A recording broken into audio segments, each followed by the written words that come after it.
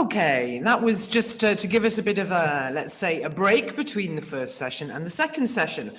And now we're going to look at the future of clubhouses in Europe, the opportunities and the need to adapt to social changes. The session is going to be chaired by Wanda Reitzman, who we saw earlier, who's back again. So if we could show him on screen, if he could switch on his camera, that would be great. And he is going to moderate this session. We have 3 speakers. We have Sandrine Splantier from Clubhouse France. We have Elena Stanislawczyk from Clubhouse Belarus. And we have Guido Valentini, who's right next to me from Clubhouse Rome. So we're now going to get them all on screen and ready, and we'll be able to see them. And I will give the floor to Wanda to moderate this session.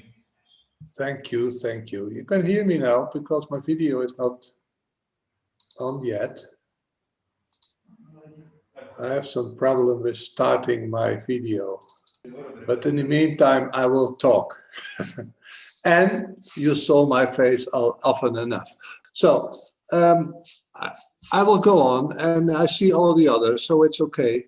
And hopefully, in the meantime, I will try to put it on. Now, my name is Wanda Reitzma. I will be your moderator just for one day, chair of Clubhouse Europe. Tomorrow, we will meet another chair of Clubhouse Europe. Talking about the future of Clubhouse Europe, we have seen many aspects, of course, and no future without an history. And we have an history for about 40 years now of Clubhouse in Europe. There's always a great debate about the first Clubhouse. Is it standing in Warsaw or was it standing in Stockholm? And you can assume when you talk to Swedish people, it's Stockholm, and when you talk to Polish people, it's in Warsaw. But in the 80s, the Clubhouse came to Europe, and now we are about 40 years further on, and now we have facing a new future. And I think it will be very challenging. At the moment, we have 80 clubhouses, about 50 are accredited, 30 are not accredited. And we have also something to say about Europe itself, because when you ask someone about Europe, he or she will give very different answers. What is Europe? But we follow the definition, Clubhouse Europe, follows the definition of World Health Organization, and they consider as Europe 53 countries, the western part of Europe, but also the former countries, former Soviet Union countries, including Turkey and Israel. In totally a population of 500 million people. So it's a huge area and huge population. And when we look at the clubhouses, most of our clubhouses, you can find them in the northern part of Europe, in Finland, Sweden, and Norway, and some of them in Denmark, and the rest scattered over Europe. And that's an interesting part also for this afternoon, because I think when you think about future, you have also to think about diversity. And that is one of the main topics for this afternoon. And therefore, we also invited some speakers, interesting speakers from different parts, other parts than the Scandinavian part of Europe. And I will introduce them to you. First, we have Sandrine Plantier. She is the director of the clubhouse in Lyon.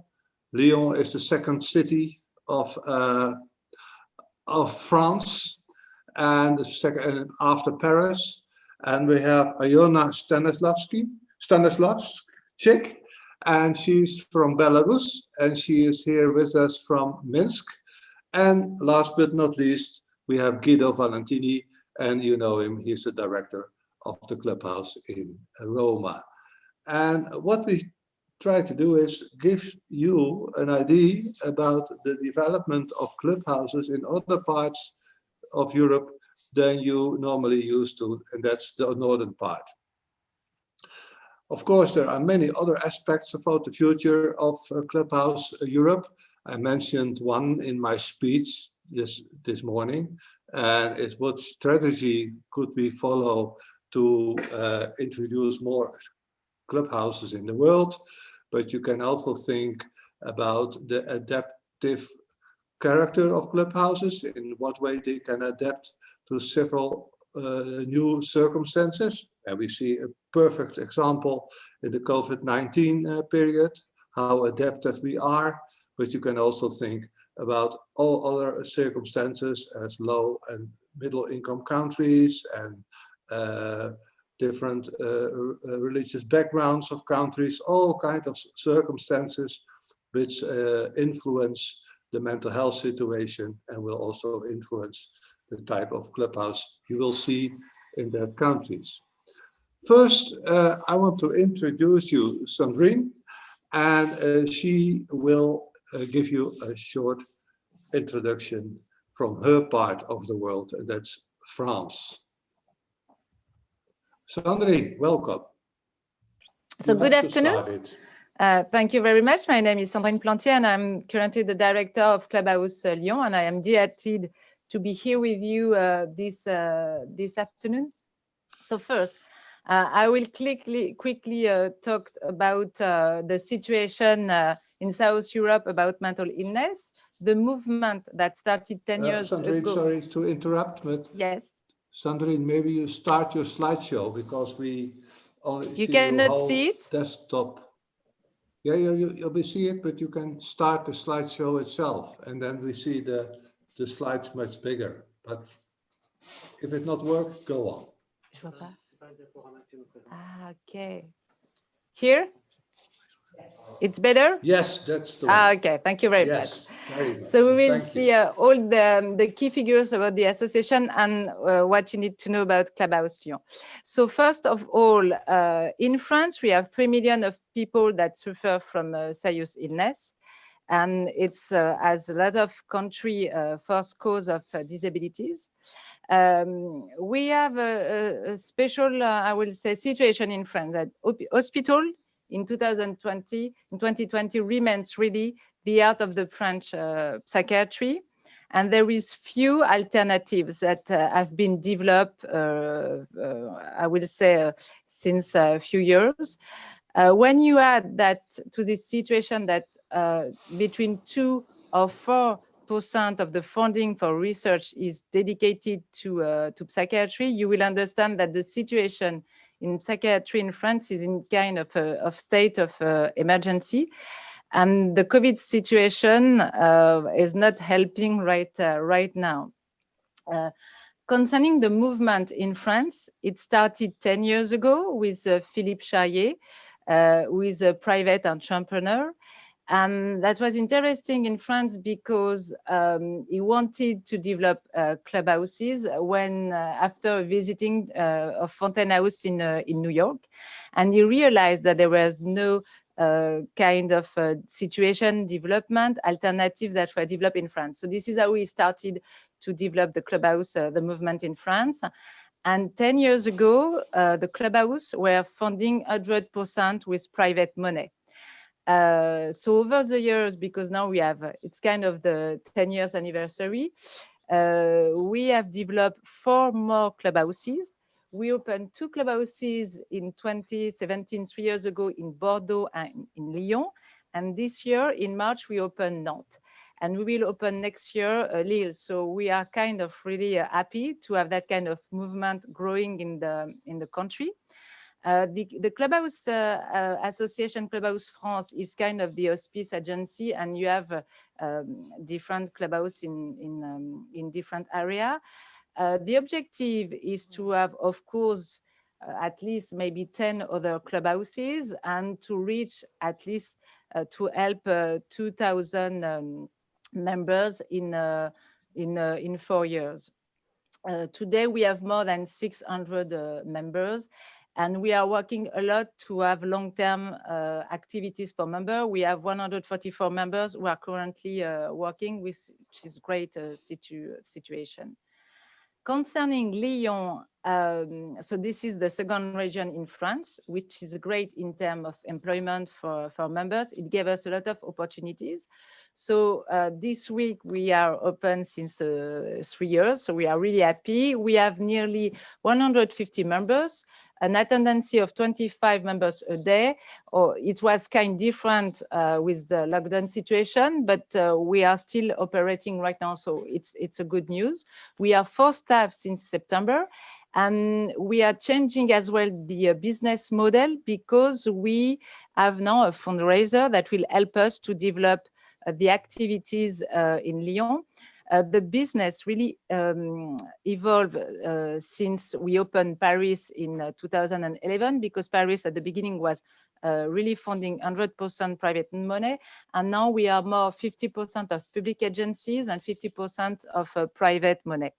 And during the COVID situation, like a lot of people here, we were closed for the first one, and we developed a lot of virtual activities. We developed even activities with different clubhouse, and it was really important for the members and the team. And right now, for the second lockdown, the states really was okay for us to still be open. So right now we are open currently with a mix of on-site activities and virtual activities, and we are open 5 days a week. And we are really happy that we can keep on that situation right now. And that will be all for me. Okay, thank you, Sandrine. You're It welcome. sounds to me like a very active clubhouse situation in France. Very nice. I don't know if there are any questions right now for you, but I suggest we reserve the questions to the end of this session, that we do them all together, and so that we can assure that you will hear all the speakers. And therefore, I want to thank you, Sandrine, and we come back with questions eventually. Then we have Iona Stanislavczyk from Minsk, Belarus. There's a very difficult situation over there, and we are very happy, Iona, that you are here in our midst. So the stage is yours. Great. So first of all, I would like to say thank you so much to Guido and Vander for inviting me and giving me an opportunity to share our experience and our challenges we faced here in Belarus in promoting Clubhouse model. And before I talk about challenges, I would like to say a few words about our mental health and social system we have right now. So it could help you to understand why it's so difficult to run this activity here in Belarus. First of all, I have to mention that we still have a biomedical model here in Belarus predominant, and we have two main national bodies. It's the Ministry of Health and Ministry of Social Protection. And talking about a medical mental health system, in this slide you can see our main elements of our medical system. We have a lot of mental health hospitals. We have inpatient centers, outpatient centers, but most of them are located in big cities, and we have insufficient number of psychiatrists, mental health professionals at the local level. And as you can see, we have a really insufficient number of social workers working in mental health service. And most of our money are allocated to the hospitals and boarding houses in social system, and we do really have big problems with running community-based services here in Belarus. Talking about our social care and assistant system, we still have such practice here in Belarus as placing people with intellectual and psychosocial disabilities into residential institutions, and among other reasons for this situation, absence of conditions to independent living and lack of special care services at the local level. We have a lot of big residential institutions, and around 21,000 people live there. And if to talk about people with mental illness.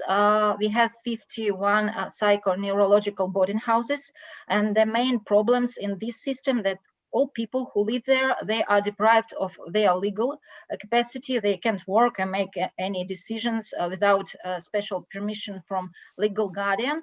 And the legal guardian in this case is the director of the institution. And as you can understand, this situation leads to the problems with implementation of the rights of people with mental illness living in these institutions. And all the people are totally excluded from the public life. And we also have round-the-clock stay services, but they are available only for 3 groups of people. This is a really great problem. Talking about community-based social service, I would rather say that we don't have real community-based rehabilitation or social support system. We have governmental organizations, governmental centers. They provide social services to different vulnerable groups, but most of services are aimed at people with disabilities. And I would say that according to our legislation, and disability assessment mechanisms, a significant part of people with mental illness are totally excluded from this system, and they can't get any support in these centers or can't get most of social benefits according to legislation. And we also still have a paternalistic approach in our social service, governmental social services. There is also a list of contraindications and restrictions based on the diagnosis. And this is the reason why a lot of people with mental illness can't get any support at our governmental centers. As for non-governmental organizations providing services for people with mental illness, there are far too few of them in Belarus. They have lack of organizational capacity and financial sustainability, and most of them are located in big cities. About clubhouse model in Belarus, about our experience in running clubhouses, we started in 2011, and we since that time we opened clubhouses in 4 cities, and thanks to financial support from Foundation Aktienmensch in Germany and United States Embassy in Belarus. And I would say that all this was made possible thanks to our great cooperation and support we received from our partners, Clubhouse in Munich and Social Psychiatric Center in Munich. And I would like to take this opportunity to express my deep gratitude to our friends, to Vera Khan and to Clubhouses in Munich for their support, because it was really important for us to see this model and to receive this support from our friends. And to the moment, Belarusian clubhouses, 2 of them operate within a state social order, and 2 clubhouses operate thanks to donations from individuals and companies. But this money, of course, they're definitely not enough for the full functioning, and much less for the development of clubhouses. And a few words about challenges we face here in Belarus. The main challenge as NGO we face with rising money, because we have a really strict legislation according to which our non-governmental organizations, they have difficulties with rising money at the international level or national level. We thought about probably it would be better to put a clubhouse model into governmental system, but then we faced another problem. Since our governmental system is really strict and don't really like too much changes, we understood that it will be really difficult for us to keep principles and approaches of the clubhouse model. And talking about we also have some other challenges, like high level of stigma, not only in society as a whole, but also a stigma among our professionals. I mean, psychiatrists, social workers, they don't really believe in recovery, and most of them don't really know about recovery concept. We have lack of mental evidence and research. That's why it's really hard for us to explain to our governmental bodies why it's important to make changes in our system. What could be done, in my mind, to promote this model in Belarus and other post-Soviet countries? It's, first of all, we do need support from our international organizations, big international organizations like WHO and other. We have local office, for example, like WHO in Belarus, but they don't pay too much attention to the system we have right now and to changes we need to make to move to the community-based rehabilitation model. And another is, it will be great to have, let's say, a platform for training and exchanging experience on the territory of one of two post-Soviet countries. So our psychiatrists and staff from social services, local authorities will be able to get educational opportunities, information in Russian language, because not a lot of them can't get information from international websites and so on. And it will be great to have probably support for clubhouses in low and middle income countries in case of when they face financial problems. And as I said before, it's really important for us to have support from clubhouses in promoting clubhouse at the local level, I mean, from the society of clubhouses. And with this, I would like to end my speech, and I will be really happy to answer your questions. Thank you, Iona. Really impressive. I'm always astonished how you can keep your good humor. If I heard your story about Belarus, but you do, and I think that's a great gift that you can keep your humor with such a difficult way to go in your country. But of course, we come back at the end of the session. And thanks a lot for your presentation. And I assume it's also for Sandrine that we can get your slides if people want to see them and afterwards, and I hope they are available to us. Then our next and last speaker is Guido Valentini, Director of Etica Roma. And Guido, please. Yes, thank you, Vander.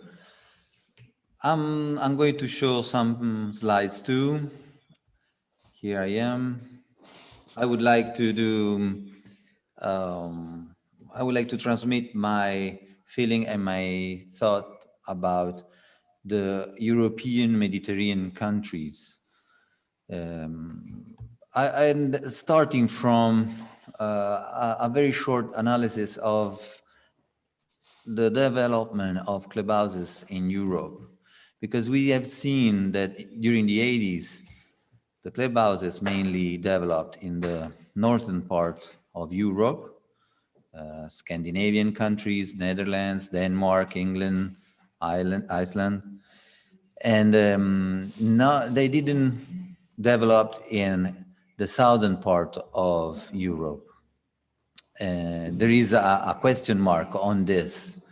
How come clubhouses started first in the northern part of Europe? I imagine that the system in the northern part of Europe, the healthcare system, it's more focused on the singular person and not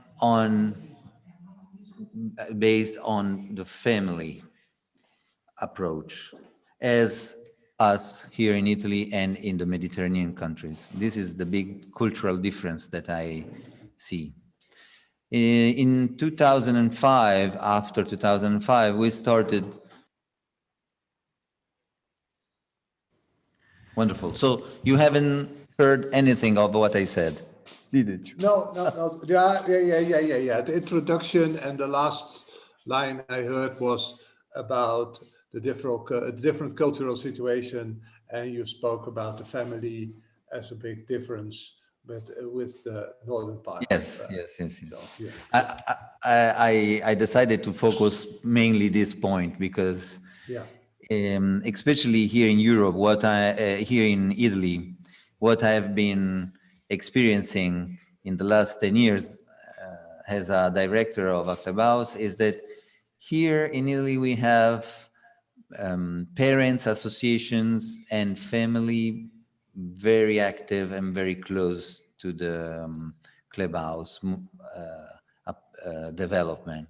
And I kind of see this cultural difference here in the Mediterranean area from the northern part of Europe. And so I want to focus on this point, because if we talk about development of clubhouses and our future, especially in the southern part of Europe, I think we have to create partnerships and base our effort on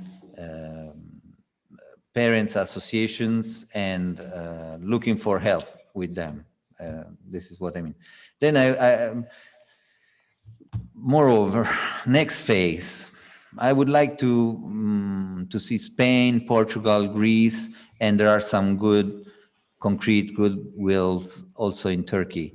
Those are the countries in the Mediterranean area that could develop clubhouse in the future, and I think we should try to help them. Of course, the Mediterranean countries are also the northern part of Africa. I think this is a very future phase. And in this moment, the northern part of Africa, it's really in a situation that doesn't give us the chance to approach in a safe way. So we have to leave it.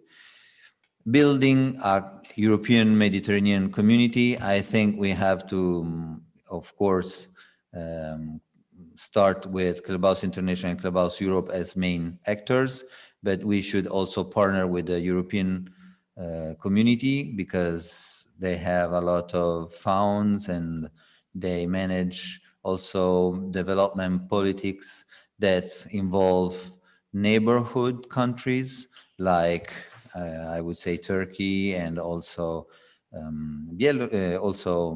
the eastern part of Europe, not only the European-based countries.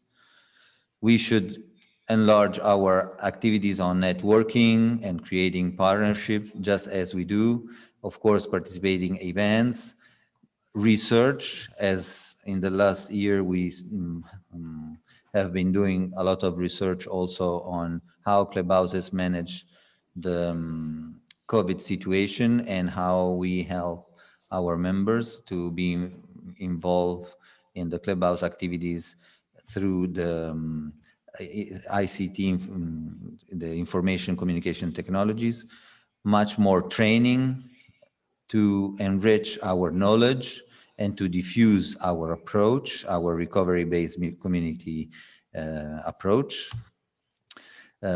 Yes, of course, agreements with partners and activities like fundraising and much more. Just want to focus some of the most strategic activities that we should think to. In particular, the European Union have these programs with funds for helping neighborhood countries to develop, and we should try to use those funds, especially in the southern part of Europe. The priorities the European Union programs look for are many, but in particular we should focus on the civil society and training and knowledge diffusion. This is what I thought when I think about future of the clubhouse in Europe, especially in the Mediterranean countries. And I think the Italian experience could be interesting also for countries as Spain and Portugal and Greece, as we are coming from Latin countries and we share this cultural approach. Thank you for now. Thank you, Guido, for your presentation. Thank you so much. Now we have some time for questions and remarks. And I have here one, and this is a question for Sandrine. Vander, sorry, you are out of focus. Out of focus, oh, sorry. I'm getting tired, so okay, I see. Oh, I'm out of focus, you see. It's starting already, But I don't know how to manage it. Okay. Okay. I'm fading away. Sandrine, will you like to tell us something about the intake process of new members in your clubhouse? And secondly, more also connected to the intake process, how do you promote the clubhouse in your community, the broader community? Okay, so first I would like to say something to Guido. We opened in 2010, so we were quite late for South European. So the intake, what we started, so it was easier for Bordeaux and Lyon because we did a lot of things that Paris did and tested. So the intake, we accept all people that have a diagnosis, bipolarity or schizophrenia and all the mental illness. And people, they have to come. So we are open to people started at 18 years old until we have members who have 75 years old. And each year right now for clubhouse like Bordeaux, Lyon, because we are smaller, we are open to at least 50 members a year. We try to welcome 50 new members a year, meaning that we try to be open for at least 5 members a year. We don't have waiting lists. I know that in Paris, they tested that a long time ago because there are a lot of members who wanted to come at one point, but it was difficult. But we realized that was not something that we needed to do. So now it's more natural regulation between, members who are in, the one who are finding a job, the one who are going back to hospitals. So this is how we try to do a regulation and the intakes. We do the intake process quite smoothly. And concerning the promotion, here in France, what we do, we are not so well known, that is for sure. But we did a lot of work with all the, I will say, in the community, for all the different community, Paris, Bordeaux, Lyon, and Nantes. We work with a lot of NGOs and all the hospitals. For example, in Lyon, we have 3 big psychiatric hospitals, and we work a lot with them. We work with the private psychiatrists. We really, for example, twice a year, we organize, conferences between the health hospital and the clubhouse. So we really try to work a lot with the community, to people, to have people known. We try to talk in the radio, newspaper, and do the internet to have people to come and to know. And the members are a huge asset for having, people who are coming in the clubhouse. We have a strong community. Thank you, Sandrine. Welcome. Okay, I have a question for Iona about our thinking. What the question is, this morning, Dr. Afzal Javed told us about he's become also the president of the World Psychiatry Association, that it would be helpful for you in your situation where the biomedical psychiatry is so powerful still, that when the WPA is promoting the clubhouse model under his members, and maybe give special attention what I saw, do regional conferences for your region to influence your psychiatrist and those who are responsible for the mental health situation in Belarus, that when you get that support, could that help to change the situation in Belarus? Iona. Thank you so much, Vander, for the question. Yes, I think that it will help a lot because in those cities where our clubhouses are active, we received a really great support from our psychiatrists, but this is why we moved forward with these changes at the local level. I mean, we got governmental money to support clubhouses, two clubhouses. But we still have we still face a lot of problems when we are trying to talk at the national level, when we talk to our ministries that we need to change our system. We need to put some elements at the local level.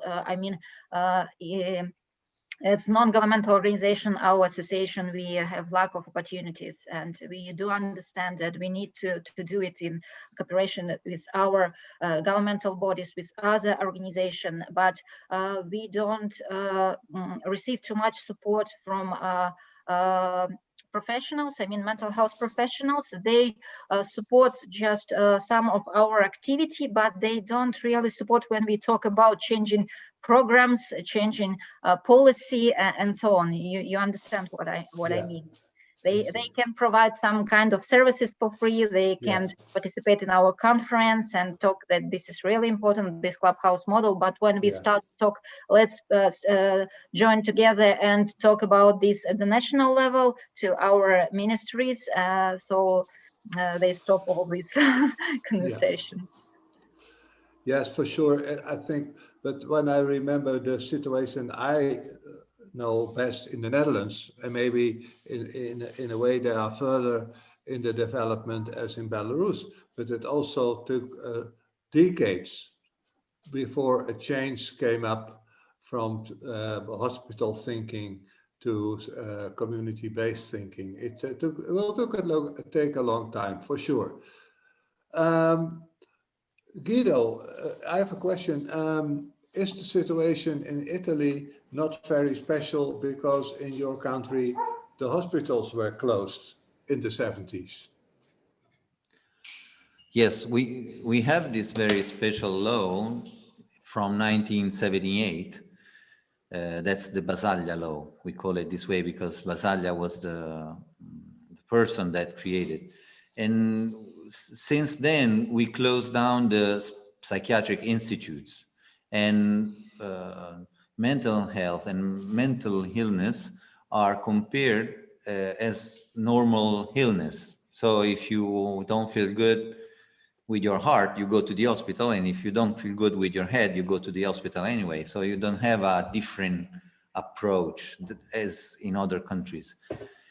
This is really important for us, and in these last 40 years, a lot of things have been going better in the mental health care system, but not so much as we wished. And as a matter of fact, a lot of our mental health care is based on family help. I mean, the people in the familiars have to take care of their own parents that have mental illness. This is what is truly happening. And it's, we have also the School of Trieste that is really in our, have an harmonic approach to our approach. So us as Clubhouse model can really enrich the Trieste approach, but still it's something that it's only in Trieste. They couldn't replicate it anywhere else.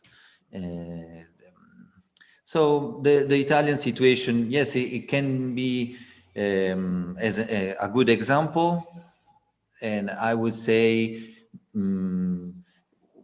we can enrich the Italian Basaglia system with the clubhouse model, because we take care of the healthy part of people, and we don't encourage a clinical approach to the mental health.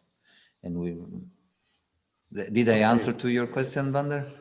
Yeah, no, it confirms that there is a difference between Italy and other countries also around the Mediterranean, but still the situation is not so much developed that you can speak of a completely community-based recovery system in your country. So there's a lot of work to do.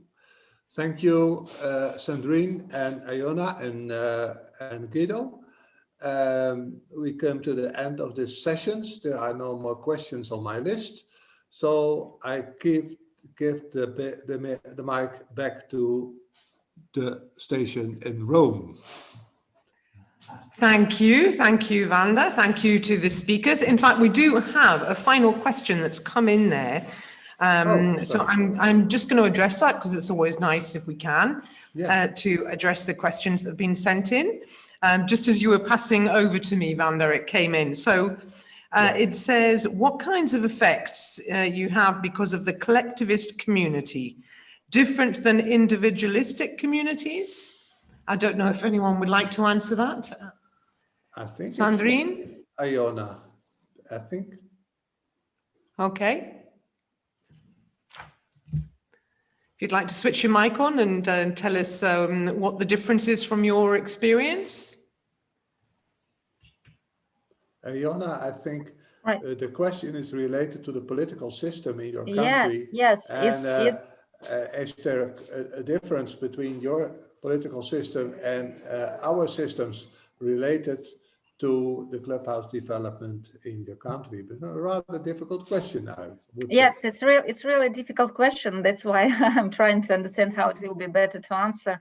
Yeah. But actually, is for all the people who know about our system, you know, it's governed from the top to the bottom, and even if you know, even if there are some money at the local level, it doesn't mean that our local governmental bodies can just take it and put it in a system they want.